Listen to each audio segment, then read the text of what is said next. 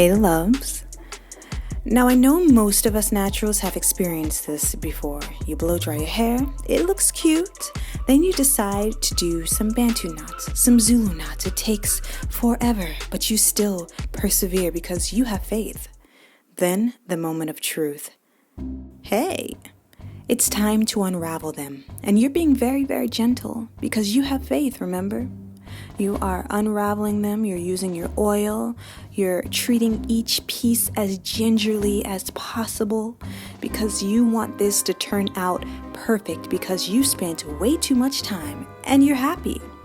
Then you get to separating it and you realize that this is a little bit of a challenge, but you're just gonna keep. And that was the moment when you realized you messed up. The internal panic, it sets in because now you've got a knot, and that knot is creating more and more separation of the hair. You're annoyed, but you are not giving up because that is not what boss bitches do.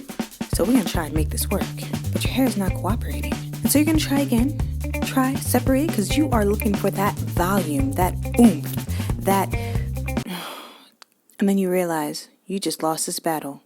Look at that face. You're pissed. As you should be. Hair looking all lopsided. Okay, pause.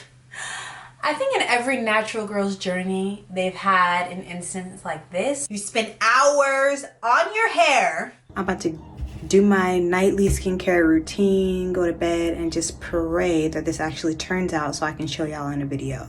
In order for it to turn out like this.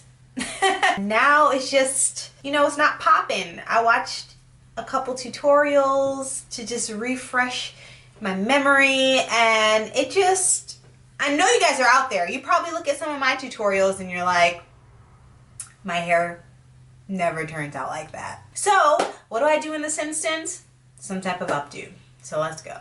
The most important thing when working with a failed hairstyle is working with what it gives you. You gotta pick up what it puts down. So I'm taking the back of the hair, putting it up into a high ponytail, double knotting that so that it's secure.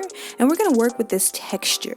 We're gonna take this hair and create a bun, taking it piece by piece as not to mess up the texture of the Bantu knot. Let's not ruin what's already there.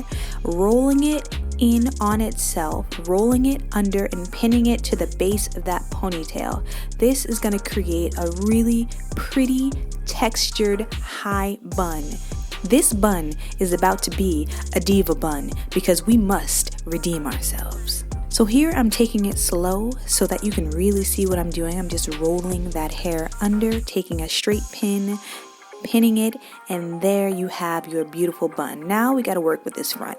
Previously, I did sort of a triangle pattern with the front, so I'm just taking what's already there, doing some flat twists, pinning that to the back, hiding it by the rubber band or the ouchless band at the base of that high bun.